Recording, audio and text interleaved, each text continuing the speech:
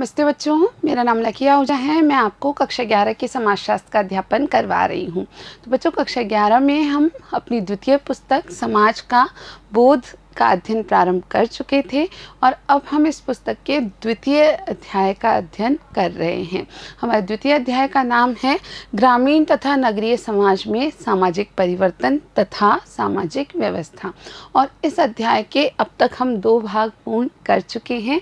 आज हम इस अध्याय का तीसरा भाग पढ़ने जा रहे हैं। इस तीसरे भाग का नाम है तकनीक तथा अर्थव्यवस्था। तो विशेषकर ग्रामीण और नगरीय समाज में जो सामाजिक परिवर्तन है, उस संदर्भ में तकनीक और अर्थव्यवस्था का क्या योगदान रहा या क्या भूमिका रही, इसकी चर्चा आज हम करने जा रहे हैं। विशेषकर आधुनिक काल में तकनीक तथा आर्थिक परिवर्तन के संयोग से समाज में तीव्र परिवर्तन आया है। तो बिल्कुल, यदि हम बात करते हैं आधुनिक काल की, तो इस आधुनिक काल में तकनीक और आर्थिक परिवर्तन के एक संयोग से ही समाज में एक गहरा या तीव्र परिवर्तन आया है। तकनीक समाज को कई प्रकार से प्रभावित करती है। यह हमारी मदद प्रकृति को विभिन्न तरीकों से नियंत्रित, उसके अनुकूल ढालने में अथवा दोहन करने में करती है। तो तकनीक हमारी बहुत प्रकार से मदद करती है। वास्तव में यह हमारी कैसे कैसे मदद करती है, तो यह प्रकृति को अलग अलग तरीके से कुछ हद तक नियंत्रित करने में और उसके अनुरूप ढालने या दोहन करने में, यानी प्रकृति का दोहन करने में, प्रकृति के अनुसार मनुष्य को ढालने में हमारी मदद कर पाती है। बाजार जैसी शक्तिशाली संस्था से जुड़कर तकनीकी परिवर्तन अपने सामाजिक प्रभाव की तरह ही प्राकृतिक कार्य को, जैसे सुनामी अथवा तेल की खोज की तरह प्रभावी हो सकते हैं। तो ये जो तकनीकी परिवर्तन हैं, जब ये जुड़ जाते हैं बाजार जैसी शक्तिशाली संस्था के साथ, यानी अर्थव्यवस्था के साथ, तो बिल्कुल सामाजिक प्रभाव जो ये प्रत्यक्ष रूप से डालते हैं, उसी की तरह ही कई प्राकृतिक जो कारक होते थे, जैसे सुनामी या तेल की खोज जैसे जो कारक हुए, उनके जितना ही प्रभावी ये संयोग हो जाता है आर्थिक कारकों और तकनीकी कारकों का संयोग। सामाजिक परिवर्तन के बृहद दृष्टिगोचर तथा सर्वाधिक महत्वपूर्ण उदाहरण जो तकनीकी परिवर्तन द्वारा लाए गए, वह था औद्योगिक क्रांति। तो बिल्कुल सामाजिक परिवर्तन के बृहद यानी बहुत बड़े या दृष्टिगोचर या सबसे महत्वपूर्ण परिवर्तन जो कि वास्तव में तकनीकी परिवर्तन कहलाते हैं, उनका उदाहरण यदि हम देखते हैं तो इसका सबसे बड़ा उदाहरण हमें देखने को मिलता है औद्योगिक क्रांति के रूप में। आपने वाष्प इंजन द्वारा समाज पर छोड़े गए प्रभाव के बारे में सुना होगा। तो वाष्प इंजन का जो आविष्कार हुआ, उसके बाद समाज पर कितना प्रभाव पड़ा, कैसे परिवर्तन हुए, इसका आपने जिक्र कहीं ना कहीं अवश्य सुना होगा। वाष्प शक्ति की खोज से उदीयमान विभिन्न प्रकार के बड़े उद्योगों को शक्ति की उस ताकत को, जो न केवल पशुओं तथा मनुष्यों के मुकाबले कई गुना अधिक थी, बल्कि बिना रुकावट के लगातार चलने वाली थी, से परिचित कराया।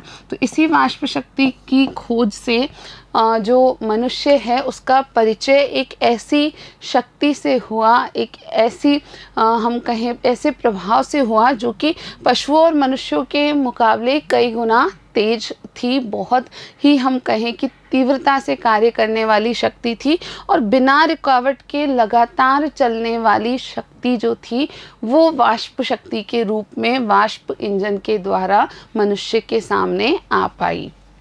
इसका दोहन जब यातायात के सामानों जैसे वाष्प चलित जहाज तथा रेलगाड़ी के रूप में किया गया, तो इसने दुनिया की अर्थव्यवस्था तथा सामाजिक भूगोल को बदलकर रख दिया। तो जब इस वाष्प शक्ति का दोहन किया गया, यातायात के विभिन्न प्रकार के जो तरीके थे, जैसे वाष्प चलित जहाज, जैसे कि रेलगाड़ी, इन रूप में जब वाष्प शक्ति परिवर्तित हुई, इस रूप में जब उसका दोहन हुआ, तो निश्चित ही इसने दुनिया की सामाजिक सामाजिक जो भूगोल था और दुनिया की जो अर्थव्यवस्था थी, उन दोनों में गहरा परिवर्तन लाकर रख दिया।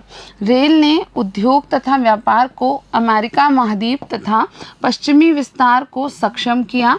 भारत में भी रेल परिवहन ने अर्थव्यवस्था को आकार देने में महत्वपूर्ण भूमिका निभाई है। तो बिल्कुल रेल के कारण ही जो उद्योग और व्यापार है वो संपूर्ण अमेरिका महाद्वीप और पश्चिमी जो उसका विस्तार हुआ, यह संभव हो पाया।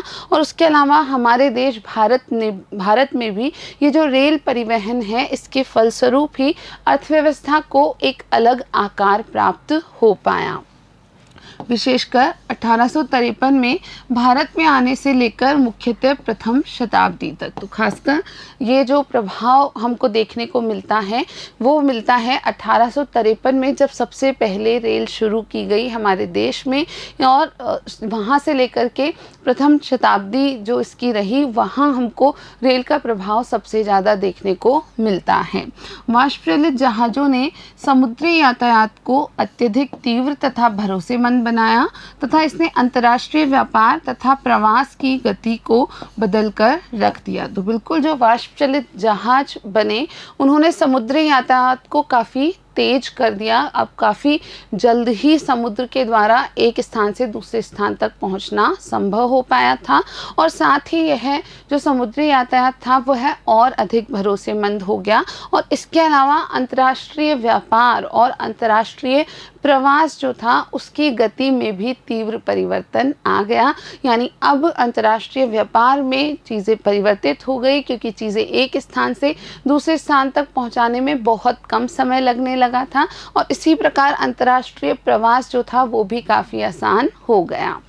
दोनों परिवर्तनों ने विकास की विशाल लहर पैदा की, जिसने न केवल अर्थव्यवस्था को प्रभावित किया, अपितु समाज के सामाजिक, सांस्कृतिक तथा जनसांख्यिक रूप को बदल दिया। तो इस प्रकार के ये जो दो परिवर्तन थे, इन दोनों परिवर्तनों ने विकास की एक विशाल लहर, एक बड़ी लहर उत्पन्न कर दी। और इसने न केवल अर्थव्यवस्था पर प्रभाव डाला, बल्कि समाज में सामाजिक रूप से, सांस्कृतिक रूप से और जनसांख्यिक रूप से भी एक बहुत गहरा, बहुत बड़ा परिवर्तन देखने को मिला। वाष्प शक्ति की छाप तथा महत्व अपेक्षाकृत तीव्र गति से दृष्टिगोचर हुआ। हालांकि कभी कभी तकनीक का सामाजिक प्रभाव पूर्वव्यापी भी होता है। तो वाष्प शक्ति की जो छाप पड़ी हमारे समाज पर, यह काफ़ी अपेक्षाकृत तीव्र गति से दृष्टिगोचर हुआ, यानी लोगों को पता चला, उसका प्रभाव देखने को मिला। हाँ, यह सच है कि कभी कभी जो तकनीक का प्रभाव होता है या जो सामाजिक प्रभाव तकनीक के कारण नज़र आता है, वह पूर्वव्यापी होता है, यानी पहले से ही वह सामाजिक परिवर्तन उत्पन्न होने की ओर होता है। लेकिन तकनीक के कारण वह बहुत आसानी से लोगों को नज़र आने लगता है। तकनीकी आविष्कार अथवा खोज का कभी कभी तात्कालिक प्रभाव संकुचित होता है, जो देखने पर लगता है जैसे सुप्तावस्था में हो। इसी प्रकार कभी कभी जो तकनीकी आविष्कार या खोज होती हैं, उनका प्रभाव जो है या तात्कालिक प्रभाव जो है वो काफ़ी संकुचित होता है, यानी वो प्रभाव काफ़ी कम दिखाई देता है और ऐसा लगता है जैसे वह तकनीक का प्रभाव अपनी सुप्तावस्था में ही चल रहा हो, अभी तक पूर्ण रूप से सक्रिय ना हो पाया हो। बाद में होने वाले परिवर्तन आर्थिक संदर्भ में उसी खोज की सामाजिक महत्ता को एकदम बदल देते हैं तथा उसे ऐतिहासिक घटना के रूप में मान्यता देते हैं। और ऐसे जो तकनीकी परिवर्तन हैं, जिनका उसी समय पर जो प्रभाव है वो सुप्त रहता है, लेकिन बाद में उस तकनीक के कारण जो परिवर्तन होते हैं वो आर्थिक संदर्भ में बहुत गहरा अंतर लेके आते हैं और उस परिवर्तन की जो सामाजिक महत्ता है वह बदल जाती है और इस प्रकार से वह तकनीकी परिवर्तन ऐतिहासिक घटना के रूप में नज़र आने लगते हैं। इसका उदाहरण चीन में बारूद तथा कागज की खोज है, जिसका प्रभाव सदियों तक संकुचित रहा, जब तक कि उनका प्रयोग पश्चिमी यूरोप के आधुनिकीकरण के संदर्भ में नहीं हुआ। तो ऐसा तकनीक का एक उदाहरण है चीन में बारूद की और कागज की खोज। वास्तव में यह बहुत पहले हो गई थी, लेकिन कई सदियों तक इनके जो प्रभाव थे वो कैसे रहे, संकुचित ही रहे या सुप्त ही रहे। और वास्तव में इनका जो सही प्रकटीकरण हुआ इस तकनीक के प्रभाव का, वो तब हुआ जब पश्चिमी यूरोप में औद्योगिकरण के फलस्वरूप या आधुनिकीकरण के संदर्भ में बारूद का और कागज का उपयोग किया जाने लगा। उसी बिंदु से दी गई परिस्थितियों का लाभ उठा बारूद द्वारा युद्ध की तकनीक में परिवर्तन तथा कागज की छपाई की क्रांति ने समाज को हमेशा के लिए परिवर्तित कर दिया। तो वास्तव में उसी बिंदु से इन परिस्थितियों का पश्चिमी यूरोप में लाभ उठ पाया, यानी जो बारूद और कागज़ की खोज थी वह पश्चिमी यूरोप में सदियों के बाद लाभ का बिंदु बन गई। बारूद द्वारा युद्ध की तकनीक में एक बड़ा परिवर्तन हुआ और इसी प्रकार कागज़ की छपाई से जो क्रांति आई समाज में, वो एक प्रकार से ऐसी क्रांति थी जिसने समाज को हमेशा के लिए काफ़ी परिवर्तित कर दिया। दूसरा उदाहरण ब्रिटेन के कपड़ा उद्योग में होने वाले तकनीकी प्रयोग से है और इसी प्रकार का एक दूसरा उदाहरण है ब्रिटेन के कपड़ा उद्योग के कारण जो तकनीकी प्रयोग उसका जिस प्रकार किया गया और उसका जो परिवर्तन हुआ, वो भी यहाँ हम एक उदाहरण के रूप में देख सकते हैं। बाजारी ताकतों तथा साम्राज्यवादी शक्तियों के मेल से नवीन सूत काटने तथा बुनने की मशीनों ने भारतीय उपमहाद्वीप में हथकरघा उद्योग को नष्ट कर दिया, जो पूरी दुनिया में सबसे व्यापक तथा उच्च स्तरीय था। तो वास्तव में उस समय की जो बाजारी ताकतें थी और साम्राज्यवादी शक्तियां जिस प्रकार कार्य कर रही थी, उसके एक मेल से नवीन सूत काटने और बुनने की मशीनें जो हैं वो आने लगी और इन सूत काटने और बुनने की मशीनों के कारण ही हमारे भारतीय उपमहाद्वीप में जो हथकरघा उद्योग पहले से प्रचलित था, अपने समृद्ध स्तर पर था, उस हथकरघा उद्योग को पूरी तरीके से नष्ट कर दिया। और वास्तव में ये जो मशीनें थी सूत काटने की और बुनने की, ये मशीनें अब उस हथकरघे के उद्योग का स्थान धीरे धीरे लेने लगी। अब बच्चों यहाँ एक संबंधित क्रियाकलाप आपको करना है, तो आइए देखते हैं। क्या आपने ऐसे अन्य तकनीकी परिवर्तनों पर ध्यान दिया है जिसका आपके सामाजिक जीवन पर प्रभाव पड़ा हो? तो क्या कोई ऐसे तकनीकी परिवर्तनों पर आपने कभी ध्यान दिया है जिनका कि आपके सामाजिक जीवन पर कोई प्रभाव पड़ा हो? फोटोकॉपी मशीन तथा उसके प्रभाव के बारे में सोचिए। इस संबंध में आप एक उदाहरण सोच सकते हैं फोटोकॉपी मशीन का, कि फोटोकॉपी मशीन का जो हमका आविष्कार हुआ वो किस प्रकार किस प्रकार समाज पर प्रभाव पड़ा। क्या आपने कभी सोचा है कि उसके पहले जीवन कैसा होगा जब फोटोकॉपी इतनी सस्ती तथा आसानी से उपलब्ध नहीं थी? दूसरा उदाहरण एसटीडी टेलीफोन बूथ हो सकते हैं। तो आपने क्या कभी सोचा है कि फोटोकॉपी जब इतनी सस्ती और सुलभ नहीं थी तब की स्थिति कैसी रही होंगी? इसी प्रकार आप एक दूसरा उदाहरण सोच सकते हैं एसटीडी टेलीफोन बूथ का। यह पता कीजिए कि लोग कैसे एक दूसरे से संपर्क रखते थे जब कुछ ही घरों में टेलीफोन की सुविधाएं थीं। ऐसे कुछ अन्य उदाहरणों की सूची बनाइए। तो आप पता करने की कोशिश कीजिए कि लोग आपस में कैसे संपर्क रखा करते थे जब बहुत कम घरों में ही टेलीफोन की सुविधा हुआ करती थी। और इसी प्रकार आपको कुछ अन्य तकनीकी आविष्कारों के बारे में भी पता लगाना है या कुछ अन्य ऐसे उदाहरण सोचने हैं जिसका प्रभाव व्यक्ति के सामाजिक जीवन पर बहुत गहराई से पड़ा हो। कई बार आर्थिक व्यवस्था में होने वाले परिवर्तन जो प्रत्यक्षतः तकनीकी नहीं होते हैं भी समाज को बदल सकते हैं। तो कई बार ऐसे परिवर्तन जो कि आर्थिक व्यवस्था में हो रहे हैं और प्रत्यक्षतः तकनीकी परिवर्तन नहीं होते हैं, वे परिवर्तन भी समाज में बदलाव ला सकते हैं। जाना पहचाना ऐतिहासिक उदाहरण रोपण कृषि, जहां बड़े पैमाने पर नकदी फसलों जैसे गन्ना, चाय अथवा कपास की खेती की जाती है, ने श्रम के लिए भारी मांग उत्पन्न की। अब इसका एक जाना पहचाना ऐतिहासिक उदाहरण है रोपण कृषि का, जहाँ पर एक बड़े पैमाने पर नकदी फसलों जैसे कि गन्ना, चाय या कपास आदि की खेती की जाती है। और इस रोपण कृषि के कारण वास्तव में किसी भी स्थान विशेष पर श्रम के लिए भारी मांग उत्पन्न होने लगी, यानी बहुत सारे श्रमिकों की मांग उत्पन्न होने लगी। यह भी एक बड़ा सामाजिक परिवर्तन रहा।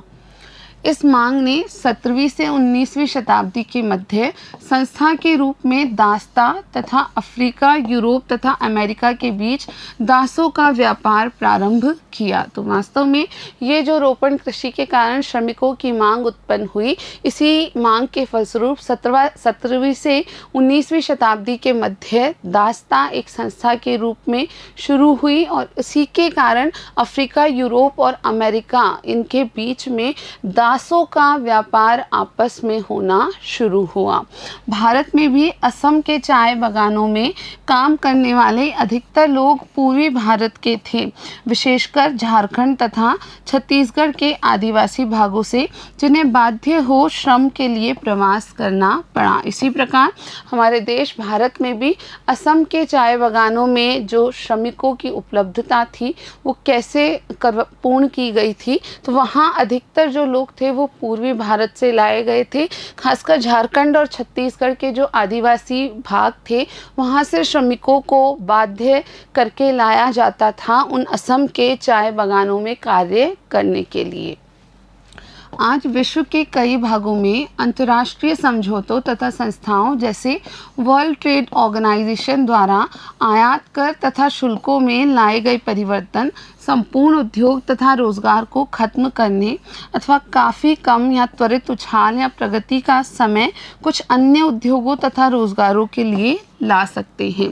तो आज की हम बात करें तो विश्व के कई सारे भागों में अंतर्राष्ट्रीय समझौते और संस्थाएं जैसे कि वर्ल्ड ट्रेड ऑर्गेनाइजेशन, इनके द्वारा जो भी निर्णय या जो भी नियम बनाए जाते हैं उनका एक गहरा प्रभाव पड़ता है। तो इन संस्थाओं द्वारा आयात कर और शुल्कों में जो भी परिवर्तन लाए जाते हैं ये संपूर्ण उद्योग या रोजगार को कई बार खत्म करने के परिवर्तन हो सकते हैं या काफ़ी कम कर सकते हैं, और इसके अलावा कोई त्वरित उछाल या प्रगति के रूप में उन प्रगति के समयों को निर्धारित कर सकते हैं और अन्य उद्योगों या रोजगारों के लिए भी बड़े परिवर्तन लेकर आ सकते हैं। तो इस प्रकार तकनीक और अर्थव्यवस्था जो है वो सामाजिक परिवर्तनों से गहराई से जुड़ी हैं।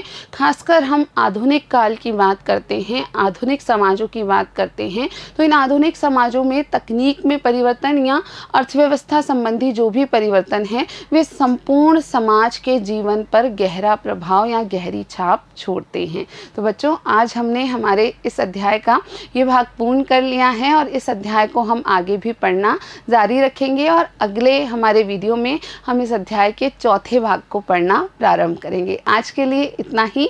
वीडियो देखने के लिए आप सभी का बहुत बहुत धन्यवाद।